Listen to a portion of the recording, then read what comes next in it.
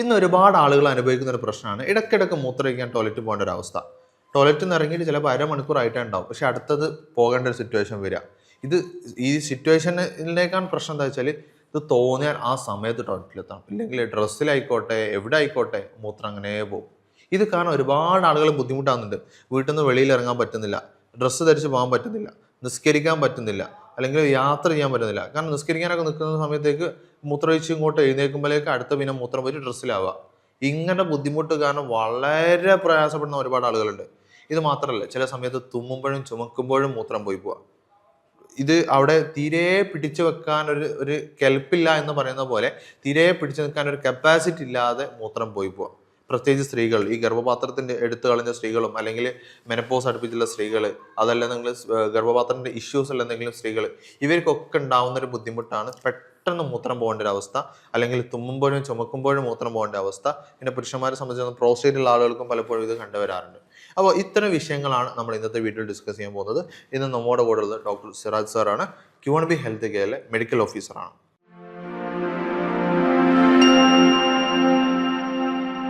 നമ്മൾ മുമ്പൊരു വീഡിയോ ചെയ്തതിൽ വയനാട് നിന്നൊരു പേഷ്യൻ്റ് നമ്മളെ ക്ലിനിക്കിൽ വന്നിട്ടുണ്ടായിരുന്നു.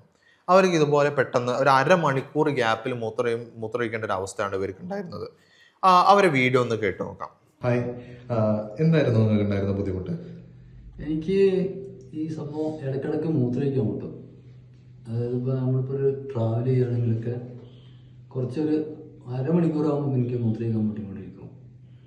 പിന്നെ മൂത്രമൊഴിക്കാൻ മുട്ടി കഴിഞ്ഞാൽ പിന്നെ അത് ഹോൾഡ് ചെയ്യാൻ പറ്റില്ല, പെട്ടെന്ന് മൂത്രം പോകും. അങ്ങനെ ചെറിയ പ്രശ്നം ഉണ്ടായിരുന്നു.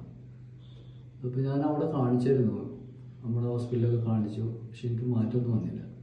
അങ്ങനെ ഞാൻ യൂട്യൂബിൽ നോക്കുമ്പോൾ ഫേസ്ബുക്കിൽ സാറിൻ്റെ ഒരു വീഡിയോ ഉണ്ട്. അപ്പോൾ ഞാൻ കോൺടാക്ട് ചെയ്ത് വന്ന് കാണിച്ചതാണ്.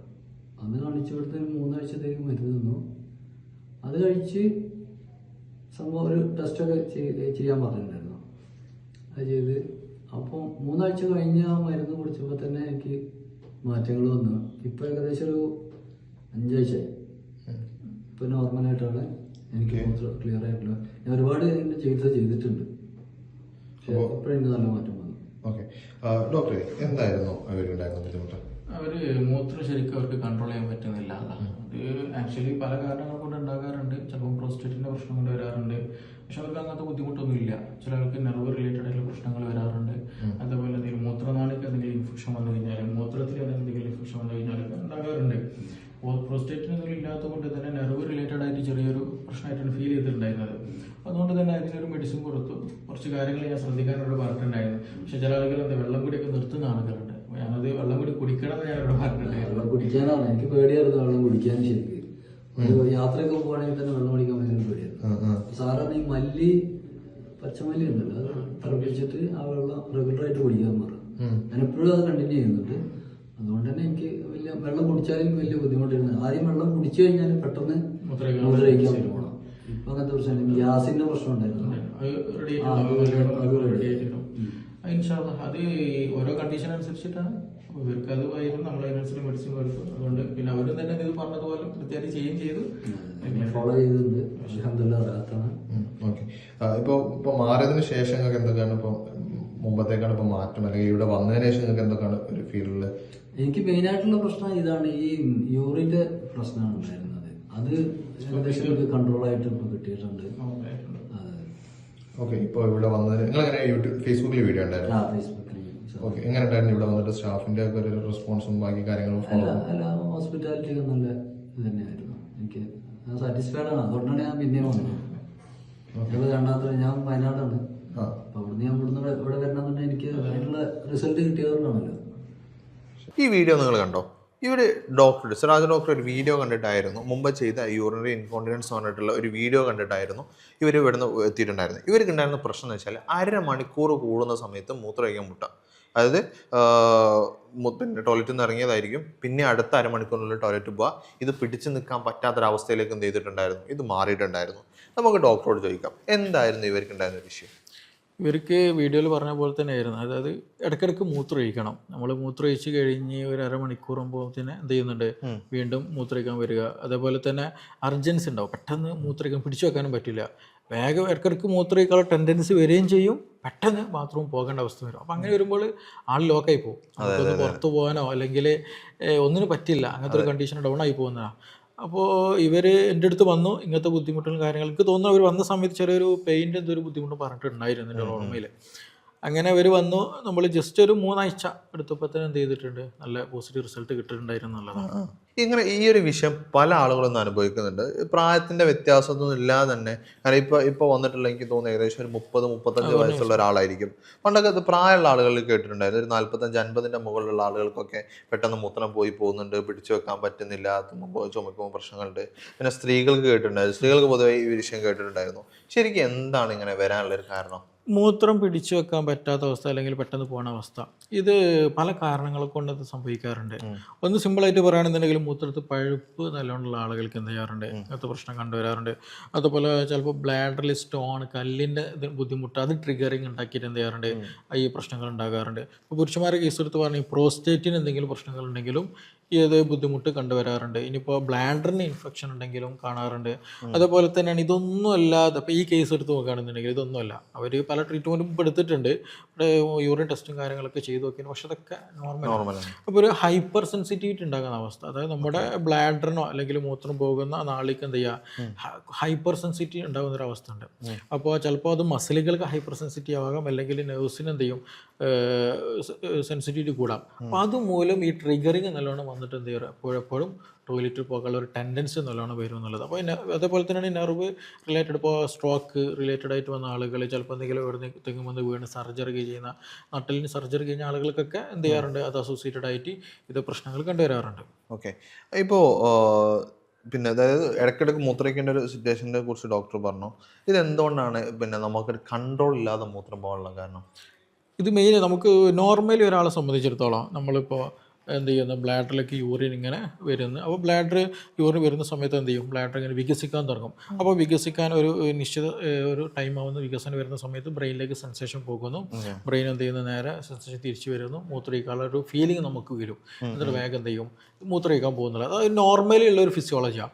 പക്ഷേ ഇതൊരു പാത്തോളജിക്കലായിട്ട് വരും. അൺകൺട്രോൾഡ് ആയിട്ട് എന്ത് ചെയ്യുക, ഈ ഒരു വികാസം സംഭവിച്ചു പോവുക, അല്ലെങ്കിൽ അതിന് റിലേറ്റഡ് ആയിട്ടും ഒരു മസിൽമേ ട്രിഗറിങ് വന്നു പോവുക, അല്ലെങ്കിൽ നെർവ്സ് റിലേറ്റഡ് ആയിട്ട് എന്തെങ്കിലും അസുഖങ്ങൾ വന്നു പോകാം. അപ്പോൾ ഇങ്ങനെ എന്തെങ്കിലും ഇൻഫ്ലമേഷൻ അല്ലെങ്കിൽ ഇങ്ങനെ ട്രിഗറിങ്ങോ വന്നു കഴിഞ്ഞാൽ എന്ത് സംഭവിക്കും, ഈ സിഗ്നൽ പെട്ടെന്ന് വരും. അപ്പോൾ ഈ പറഞ്ഞതുപോലെ പെട്ടെന്ന് കാരണം പിടിച്ചു വെക്കാൻ പറ്റില്ല, കാരണം അവിടെ സിഗ്നൽ വന്നു കഴിഞ്ഞ് അപ്പോൾ വേഗം നമ്മൾ എന്ത് ചെയ്യണം, ടോയ്ലറ്റിൽ എത്തേണ്ടി വരും. ഓക്കെ. ഇപ്പോൾ ഇതിൽ ഡോക്ടർ ഇപ്പം അതിൻ്റെ ഇഷ്യൂ എന്താണെന്ന് പറഞ്ഞു. ശരിക്കും ഈ ഒരു നെർവിൻ്റെ പ്രശ്നങ്ങളായിക്കോട്ടെ, ഹൈപ്പർ സെൻസിറ്റിവിറ്റി ആയിക്കോട്ടെ, അതല്ലെങ്കിൽ അവിടെ ഉണ്ടാകുന്ന ഫങ്ഷൻ്റെ പ്രശ്നങ്ങളായിക്കോട്ടെ, ഇത് ശരിക്കും ഇതിനെ ട്രിഗർ ചെയ്യുന്ന കാര്യങ്ങൾ എന്തൊക്കെയാണ്? ഈ ഒരു ബുദ്ധിമുട്ടിനെ അല്ലെങ്കിൽ നെർവിനെ ഡാമേജ് ആക്കുന്ന അല്ലെങ്കിൽ ഹൈപ്പർ സെൻസിറ്റീവ് ആവാനുള്ള കാരണം എന്തൊക്കെയാണ്? അതിന് പല റീസൺസ് ഉണ്ട്. ഒന്ന് മെയിനായിട്ട് സ്ട്രെസ് നല്ലോണം കൂടുതലുള്ള പ്രശ്നമാണ്. അതുപോലെ ചില ഫുഡുകൾ ട്രിഗറിങ് ഉണ്ടാക്കും, എസ്പെഷ്യലി ചില സ്പൈസി ഫുഡുകൾ. ഇപ്പോൾ നല്ല സ്ഥിരമായിട്ട് ചിക്കൻ കഴിക്കാതെ സ്ഥിരമായിട്ട് പുറത്തുനിന്ന് ഫുഡ് കഴിക്കുന്ന ആളുകൾക്ക് ഇത് വരാനുള്ള സാധ്യത കൂടുതലാണ്. ഫുഡ് നല്ലൊരു ട്രിഗറിങ് പാർട്ട്, നമ്മൾ മൈഗ്രെയിൻ ഒക്കെ പോലെ തന്നെ ഇത് നല്ലോണം ബാധിക്കാറുണ്ട്. മറ്റൊന്ന് ട്രിഗറിങ്. അപ്പോൾ ഈ ഹൈപ്പർ സെൻസിറ്റിവിറ്റി റിലേറ്റഡ് ആയിട്ട് പറയുകയാണെന്നുണ്ടെങ്കിൽ നെർവ്സ് റിലേറ്റഡ് ആണ് കൂടുതൽ പ്രശ്നങ്ങൾ വരാറുള്ളത്. അത് ഒന്ന് സ്ട്രെസ്സാണ്, ആങ്സൈറ്റി, ഡിപ്രഷൻ അതൊക്കെ ഇതിൽ വരും. അതേപോലെ തന്നെ ഫുഡ് നല്ലോണം ഇത് ബാധിക്കാറുണ്ട് എന്നുള്ളത് തന്നെയാണ്. പിന്നെ ഒന്നിച്ചുമ്പോൾ റിക്കറൻ്റ് ആയിട്ട് ഇഞ്ചുറീസുകൾ നമ്മൾ വന്നു പോകുന്നുണ്ടെങ്കിലും ഈ പറഞ്ഞതുപോലെ എന്ത് ചെയ്യും, ഈ ഒരു ട്രിഗറിങ് നല്ലോണം വരും എന്നുള്ളതാണ്. അപ്പോൾ അങ്ങനെയുള്ള ആളുകൾക്കാണെങ്കിൽ അവർക്ക് മൺഡേ എന്നുണ്ടായിരിക്കും യൂറിനിൽ പ്രശ്നങ്ങൾ ഇങ്ങനെ വന്നുകൊണ്ടേയിരിക്കുന്ന അവസ്ഥ വരും. അത് കൂടി കഴിഞ്ഞ് കഴിഞ്ഞാൽ അവിടെ എന്ത് ചെയ്യും, അവിടെ ഒരു ഇൻഫ്ലമേറ്ററി കണ്ടീഷൻ എപ്പോഴും വന്നു കഴിഞ്ഞാൽ അവിടെ ട്രിഗറിങ് നല്ലോണം വരും. അങ്ങനെ പല റീസണുകളും എന്ത് ചെയ്യാറുണ്ട്, ഈ പറഞ്ഞൊരു ട്രിഗറിങ് നല്ലോണം ഉണ്ടാകാറുണ്ട്. ഓക്കെ. ഇപ്പം നമ്മൾ മെയിനായിട്ട് ഡിസ്കസ് ചെയ്യുന്ന ഒരു വിഷയം എന്ന് പറഞ്ഞാൽ നമ്മൾ അറിയാതെ മൂത്രം പോകുന്നൊരു കണ്ടീഷൻ, അല്ലെങ്കിൽ ഇടയ്ക്കിടയ്ക്ക് മൂത്രം ഒഴിക്കേണ്ട ഒരു അവസ്ഥ. അതായത് ടോയ്ലറ്റ് പോയിട്ട് 1/2 മണിക്കൂർ ആയുന്നതിന് മുമ്പ് തന്നെ അടുത്ത ടോയ്ലറ്റ് പോകേണ്ട ഒരു അവസ്ഥ, അല്ലെങ്കിൽ മൂത്രം തോന്നിയാൽ ആ സമയത്ത് ടോയ്ലറ്റ് എത്തിയില്ലെന്നെങ്കിൽ നമ്മുടെ ഡ്രസ്സിലായിക്കോട്ടെ അവിടെ മൂത്രം ഒഴിക്കേണ്ട ഒരു സിറ്റുവേഷൻ വരിക. വീടിന് പുറത്തിറങ്ങാൻ പറ്റുന്ന ആൾക്ക് വീട്ടിൽ നിന്ന് പുറത്തിറങ്ങാൻ പറ്റാത്ത ആളുകൾ, അല്ലാന്നുണ്ടെങ്കിൽ തുമ്മുമ്പോഴും ചുമക്കുമ്പോഴും വരെ മൂത്രം പോകുന്ന ആളുകൾ, ഒന്ന് ഇളകിയാലോ അല്ലെങ്കിൽ ഒന്ന് സ്റ്റെപ്പ് ഇറങ്ങിയാലോ ഒന്ന് ചാടിപ്പോയാലും മൂത്രം പോകുന്ന ആളുകൾ, ഇത്തരം കാര്യങ്ങളായിട്ട് ഒരുപാട് ആളുകൾ ബുദ്ധിമുട്ടാവുന്നുണ്ട്. നിസ്കരിക്കാൻ പറ്റുന്നില്ല, യാത്ര ചെയ്യാൻ പറ്റുന്നില്ല, അവരെ ഒരു പരിപാടി, ജോലിക്ക് പോകാൻ പറ്റുന്നില്ല, അവരെ കാര്യങ്ങളൊക്കെ ഡേ ബൈ ഡേ അവർ വീട്ടിൽ മാത്രം ഒതുങ്ങി കൂടേണ്ട അവസ്ഥയിലേക്ക് ഇത് എത്തുകയാണ്. അപ്പോൾ അത്തരം പ്രശ്നങ്ങൾക്ക് എന്താണ് നമുക്ക് ചെയ്യാൻ പറ്റുക എന്നുള്ളതാണ് നമ്മൾ ഇന്നത്തെ വീഡിയോയിൽ നമ്മൾ ശരിയായിട്ട് ഡിസ്കസ് ചെയ്യാൻ പോകുന്നത്. ഇത്തരം പ്രശ്നങ്ങൾ നിങ്ങൾ അനുഭവിക്കുന്നുണ്ടെങ്കിൽ സിറാജ് ഡോക്ടറെ കൺസൾട്ടേഷൻ എടുക്കാവുന്നതാണ്. ഓൺലൈനായിട്ടും ഓഫ്ലൈനായിട്ടും കൺസൾട്ടേഷൻ അവൈലബിൾ ആണ്. കൂടുതൽ വിവരങ്ങൾക്ക് താഴെ കാണുന്ന നമ്പറിൽ കോൺടാക്ട് ചെയ്താൽ മതി. ഇപ്പോൾ ഡോക്ടർ നമ്മൾ അതിൻ്റെ ഇഷ്യൂസ് കാര്യങ്ങൾ പറഞ്ഞു, അതായത് എന്താണ് അതിന് ട്രിഗർ ചെയ്യുന്നത് എന്നുള്ളത് പറഞ്ഞിട്ടുണ്ടായിരുന്നു. ഇതിപ്പോൾ ഡോക്ടർ ഇപ്പോൾ സ്പൈസി ഫുഡുകൾ, ഇപ്പോൾ ഫുഡിൻ്റെ കാര്യത്തിലും പുറത്തുനിന്ന് കഴിക്കുന്ന ആളുകളും ഇപ്പോൾ ഒരുപാട് ആളുകളുണ്ട്. എങ്കിലും ഇതിനെ മാത്രമല്ലാതെ പ്രായമുള്ള ആളുകളുണ്ട്, അതായത് നമ്മളെ ഉമ്മ ഉപ്പ അല്ലെങ്കിൽ അച്ഛൻ അമ്മ അത്രയും പ്രായമുള്ള ആളുകളൊക്കെ എന്ത് ചെയ്യുന്നുണ്ട്, ഈ ഒരു ഇഷ്യൂ വരുന്ന ആളുകളുണ്ട്. എന്തുകൊണ്ടാണ് ഇവർക്ക് ഇത് പെട്ടെന്ന് വരാനുള്ള കാരണം? ഓൾഡ് ഏജിൽ കൂടുതൽ കണ്ടുവരാറുള്ളത് ഒന്ന് മസിലുകൾ വീക്കായി പോകുന്നതാണ്. നമുക്കറിയാം, നമ്മൾ ഏജ് കൂടുന്നതിനനുസരിച്ച് പൊതുവേ മസിൽ ലോസ് നല്ലോണം ഉണ്ടായിരിക്കും. അത് മാത്രമല്ല ഡയബറ്റിക് ഒക്കെ ഉണ്ടെന്നുണ്ടെങ്കിൽ പറയാൻ വേണ്ട, ഓൾറെഡി ഡൗൺ ആയിട്ടുണ്ടായിരിക്കും.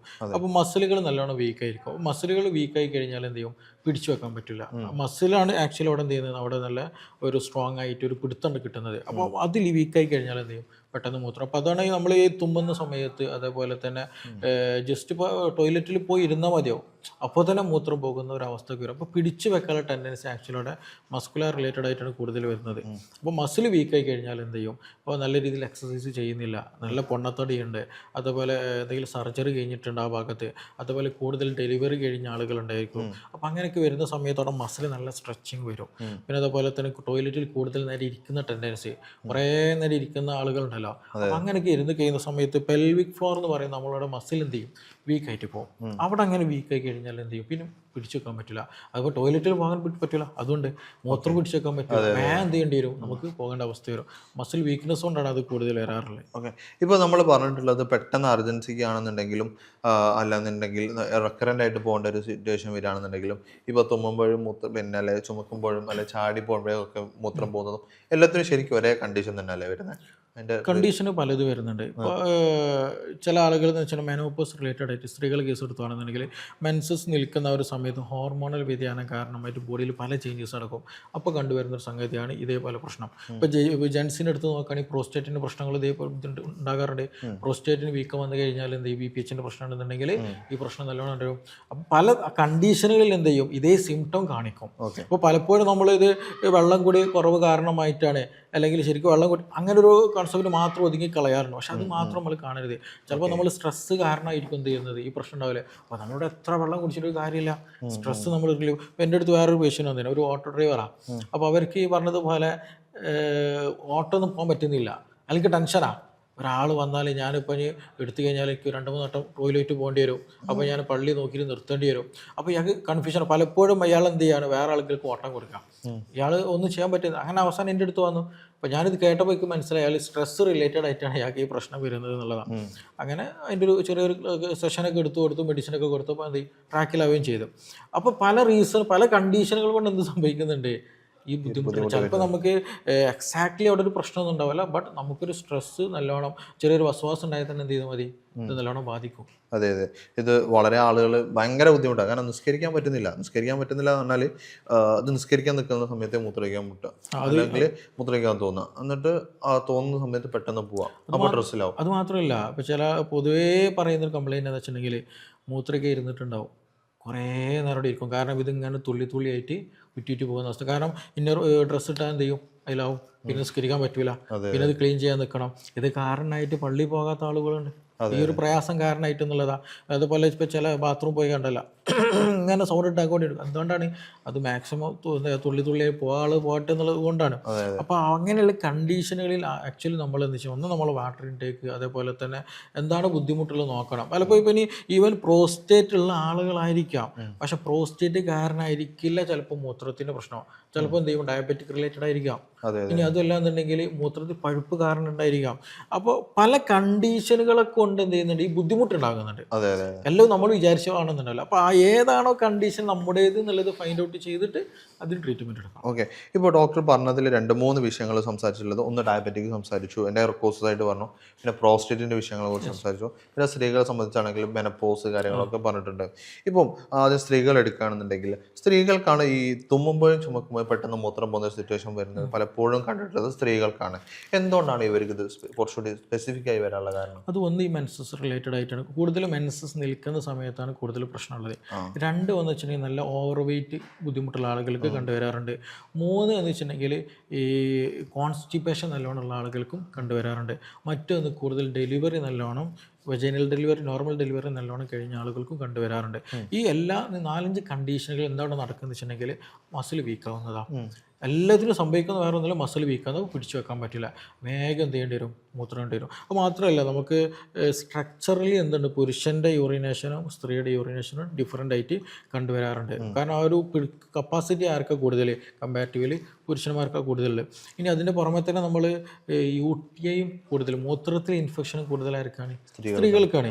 അതുകൊണ്ട് തന്നെ അവർക്ക് എന്ത് ചെയ്യും, ഈ ബുദ്ധിമുട്ട് റിക്കറൻ്റ് ആയിട്ട് വന്നുകൊണ്ടിരിക്കുന്നുള്ളതാണ്. അപ്പോൾ അതാണ് അവിടെ പ്രശ്നം. അവിടെ തന്നെ മിസ്റ്റേക്ക് വരില്ല. കാരണം എന്താണ്, ഇത് മൂത്രത്തിൽ പഴുപ്പ് കാരണമാണ്, വെള്ളം കുടിച്ചാൽ മാറും എന്നുള്ള ധാരണയിൽ പലരും അപ്പോൾ പിന്നെ മൂത്രം കൂടുള്ളൂ. അപ്പോൾ എന്താണ് റീസൺ എന്നുള്ളത് എന്ത് ചെയ്യണം, നമ്മൾ നോക്കാനാണ്. ഓക്കെ, ഇപ്പോൾ സ്ത്രീകൾക്ക് ഇങ്ങനെ ഒരു ബുദ്ധിമുട്ട് വരികയാണെന്നുണ്ടെങ്കിൽ നമ്മൾ അവർക്ക് അത് മാറണമെന്നുണ്ടെങ്കിൽ എന്താണ് അവർ ചെയ്യേണ്ടത്? ഫസ്റ്റ് ആയിട്ട് അവർ ചെയ്യേണ്ടത് ഒന്ന് നമ്മൾ എന്താ ഫൈൻഡ് ഔട്ട് ചെയ്യണം, റീസൺ എന്താണെന്ന് നോക്കും. മൂത്രത്തിൽ പഴുപ്പാണോ, അല്ലെങ്കിൽ സ്ട്രെസ് റിലേറ്റഡ് തന്നെയാണോ, അല്ലെങ്കിൽ വേറെ എന്തെങ്കിലും ബുദ്ധിമുട്ടുകൾ വന്നിട്ടുണ്ടോ എന്നുള്ളത് നോക്കുക എന്നുള്ളതാണ്. 2 മസിലൊക്കെ വീക്കാണ്, ഏജിങ് കാരണമാണെന്നുണ്ടെങ്കിൽ എന്ത് ചെയ്യണം, എക്സസൈസ് നല്ലോണം ചെയ്യാന്നുള്ളതാണ്. അപ്പോൾ പെൽവിക് ഫ്ലോർ നല്ല സ്ട്രെങ്ത് കിട്ടുന്ന കീഗൽ എക്സസൈസ് പോലെയുള്ള നല്ല എക്സസൈസ് കളിച്ച്. ഇപ്പോൾ വെയിറ്റ് കൂടിയ ആളങ്ങനെ എന്ത് ചെയ്യുക, വെയിറ്റ് കുറക്കണം, കൂടുതൽ നേരം ടോയ്ലറ്റിൽ നിൽക്കുന്ന ടെൻഡൻസി ഉണ്ടെങ്കിൽ അത് മാറ്റണം. എന്താണോ റീസൺ അത് ക്ലിയർ ചെയ്യുക എന്നുള്ളത്. ക്ലിയർ ചെയ്താൽ തന്നെ നമുക്ക് നല്ല കൺട്രോളിങ് കിട്ടും. ഓക്കെ, ഇപ്പോൾ ഡോക്ടർ പറഞ്ഞിട്ടുള്ള സ്ത്രീകൾക്ക് എന്താണ് ഇങ്ങനത്തെ ഒരു ബുദ്ധിമുട്ട് വന്നാൽ ആദ്യം ചെയ്യേണ്ടതെന്നുള്ള കാര്യങ്ങളാണ്. അപ്പോൾ നിങ്ങൾക്കും ഇത്തരം കാര്യങ്ങൾക്ക് അല്ലെങ്കിൽ ഇത്തരം പ്രശ്നങ്ങൾ നിങ്ങൾ അനുഭവിക്കുന്നുണ്ടെങ്കിൽ ഡോക്ടറുടെ കൺസൾട്ടേഷൻ എടുക്കാവുന്നതാണ്. നിങ്ങൾക്ക് ഓൺലൈനായിട്ടും ഓഫ്ലൈനായിട്ടും കൺസൾട്ടേഷൻ അവൈലബിൾ ആണ്. കൂടുതൽ വിവരങ്ങൾക്ക് താഴെ കാണുന്ന നമ്പറിലോ അല്ലെങ്കിൽ വാട്സപ്പ് ലിങ്കിലോ ക്ലിക്ക് ചെയ്താൽ മതി. ഇപ്പോൾ നമ്മൾ അടുത്തതായിട്ട് നമ്മൾ ചർച്ച ചെയ്യാൻ പോകുന്ന അല്ലെങ്കിൽ നമുക്ക് അറിയേണ്ട ഒരു കാര്യം എന്ന് പറഞ്ഞാൽ, ഇപ്പോൾ ഡയബറ്റിക് ഉള്ള ആളുകൾ, ഇപ്പോൾ പുരുഷന്മാരായിക്കോട്ടെ സ്ത്രീകളായിക്കോട്ടെ, ഈ ഡയബറ്റിക് ഉള്ള ആളുകളാണെങ്കിൽ ഇത് എന്താണ് നമ്മൾ അവിടെ ചെയ്യേണ്ട കാര്യങ്ങൾ? ഡയബറ്റിക് ഉള്ള ആളുകൾക്ക് വേറെയും മാറ്റങ്ങൾ ഉണ്ടായിരിക്കും. ഒന്ന് ഷുഗർ നല്ലോണം കൂടുതലുണ്ടായിരിക്കും. അതുപോലെ HbA1c കൂടുതലുണ്ടായിരിക്കും.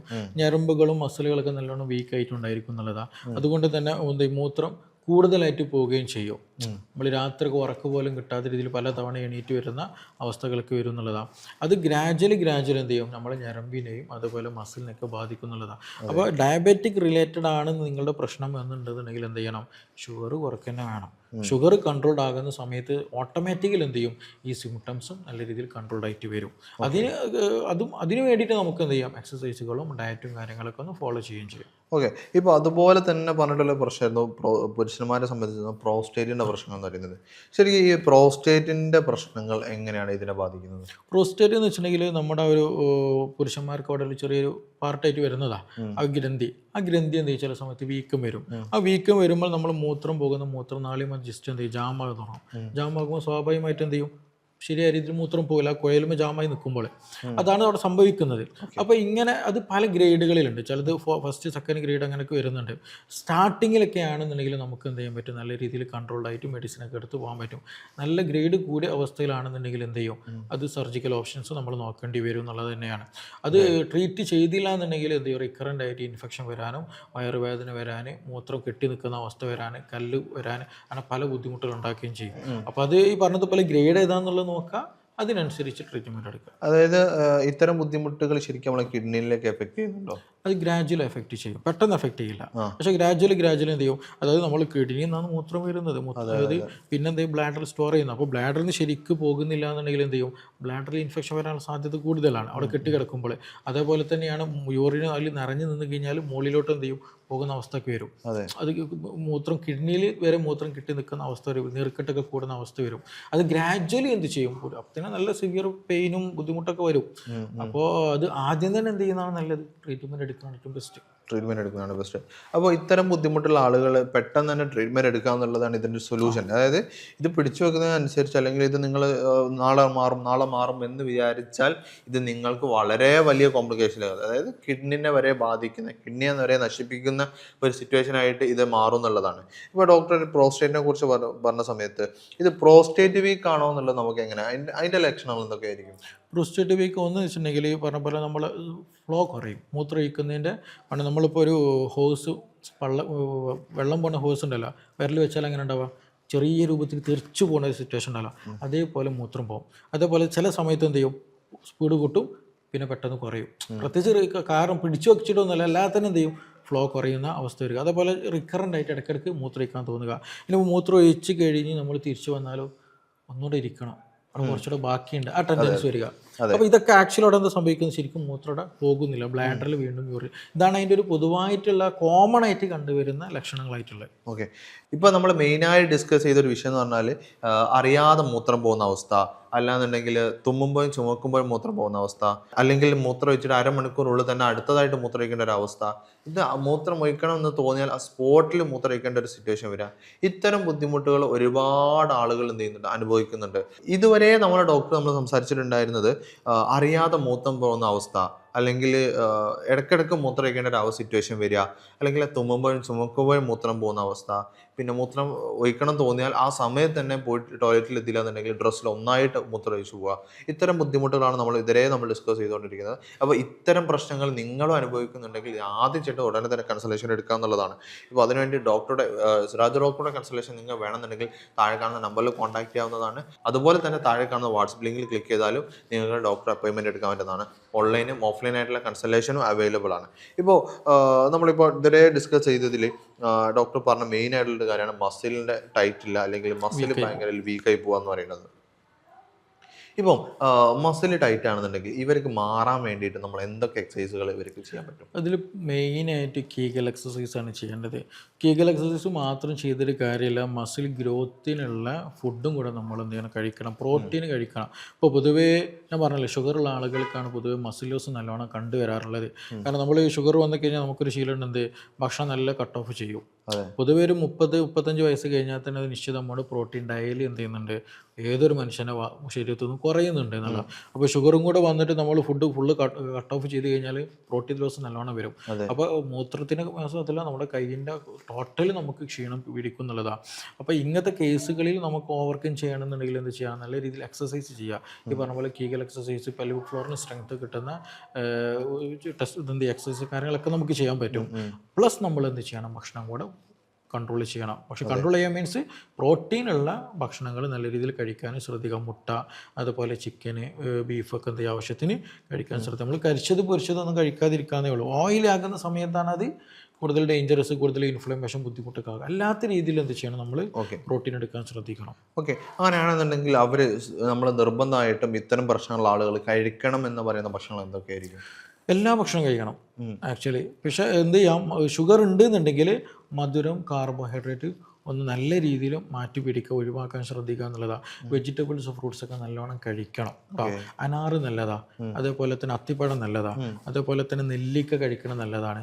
ഇതൊക്കെ എന്ത് ചെയ്യുക, ഭക്ഷണത്തിൽ ഉൾപ്പെടും. അതേപോലെ കൂടുതൽ തണുപ്പുള്ള ഭക്ഷണങ്ങളൊക്കെ ഒഴിവാക്കണം.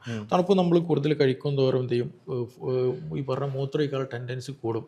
അതേപോലെ നമ്മൾ ശ്രദ്ധിക്കേണ്ടതാണ്, ചായ കൂടുതൽ കുടിക്കരുത്. ചായ കൂടുതൽ കുടിച്ചു കഴിഞ്ഞാൽ ഡയോററ്റിക്കാണ്, നല്ല മൂത്രമൊഴിക്കാനുള്ള ടെൻഡൻസി കൂടും.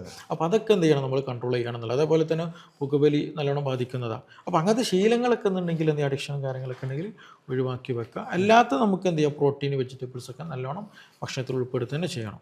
അപ്പോൾ നമ്മൾ കഴിക്കേണ്ട ഭക്ഷണങ്ങൾ ഡിസ്കസ് ചെയ്ത പോലെ തന്നെ കാര്യങ്ങളാണ് അവർ നിർബന്ധമായിട്ടും ഒഴിവാക്കേണ്ട ഭക്ഷണങ്ങൾ, അല്ലെങ്കിൽ അവർ ശീലങ്ങൾ പല കാര്യങ്ങളും അവർ മാറ്റിവെക്കേണ്ടി വരും. അതെന്തൊക്കെയായിരിക്കും ഇത്തരം പ്രശ്നങ്ങൾ ആളുകൾ ഒഴിവാക്കേണ്ട ശീലങ്ങൾ എന്തൊക്കെയാണ്? ഒന്ന്, നമ്മൾ ആദ്യം ശ്രദ്ധിക്കാനുള്ളത് മൂത്രമൊഴിക്കാനുള്ള ടെൻഡൻസിനെ വേഗം മൂത്രമൊഴിക്കാം. ഇത് കാരണം അത് കുറച്ച് കഴിഞ്ഞാൽ നമുക്ക് ആ കപ്പാസിറ്റി കുറഞ്ഞു പോയില്ലെങ്കിൽ, ഇമ്പൾസിൻ്റെ ഒരു കപ്പാസിറ്റി കുറഞ്ഞു പോകും. മൂത്രമൊഴിക്കാനുണ്ടോ വേഗം എന്ത് ചെയ്യുക, യൂറിൻ ഇല്ലെങ്കിൽ എന്ത് ചെയ്യും, ഈ പ്രശ്നം കൂടുതലായിട്ട് പിന്നീട് വരും. ഒന്ന് അത് ശ്രദ്ധിക്കണം.